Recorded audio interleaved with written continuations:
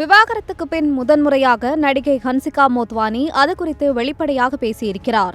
தமிழ் சினிமாவின் முன்னணி நடிகைகளில் ஒருவராக வலம் வந்த ஹன்சிகா மோத்வானி கடந்த 2022ஆம் ஆண்டு டிசம்பர் 4ஆம் தேதி சோஹேல் கத்தூரியா எனும் தொழிலதிபரை திருமணம் செய்து கொண்டார். ராஜஸ்தான் மாநிலத்தின் ஜெய்ப்பூரில் இவர்களின் திருமணம் மிகவும் ஆடம்பரமாக நடந்தது. திருமணம் முடிந்த 2 வருடங்களுக்குள்ளேயே இருவரும் பிரிந்து தனித்தனியாக வசிப்பதாக கூறப்பட்டது.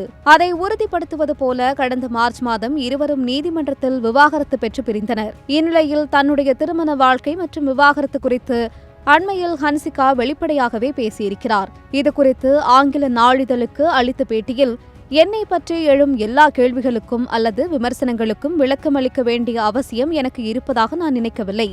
நான் ஒரு திரைப்பட நடிகை என்பதால் மக்கள் என்னை பற்றி பேசலாம். ஆனால் எனது தனிப்பட்ட வாழ்க்கையின் ரகசியத்தை பாதுகாக்க எனக்கு உரிமை உண்டு. கடந்த 2 ஆண்டுகள் எனது வாழ்க்கையில் மிகவும் கடினமான மற்றும் இருண்ட காலமாக இருந்தது. அந்த சமயத்தில் எனது தாய் மோனா மோத்வானி மற்றும் சகோதரர் பிரசாந்த் மோத்வானி ஆகியோர்தான் எனக்கு பெரும் உறுதுணையாக இருந்தனர். மன அழுத்தத்தில் இருந்து மீள அவர்கள் எனக்கு பக்கபலமாக நின்றனர். இப்போது நான் அந்த துயரங்களில் இருந்து மீண்டு மகிழ்ச்சியாக இருக்கிறேன். தவறான உறவில் இருந்து துன்பப்படுவதை விட அதில் இருந்து வெளியேறுவதே நல்லது. வேலையில் கவனம் செலுத்துவதே எனக்கு இப்போதைய முக்கிய குறிக்கோள் என்று வெளிப்படையாக பேசியிருக்கிறார்.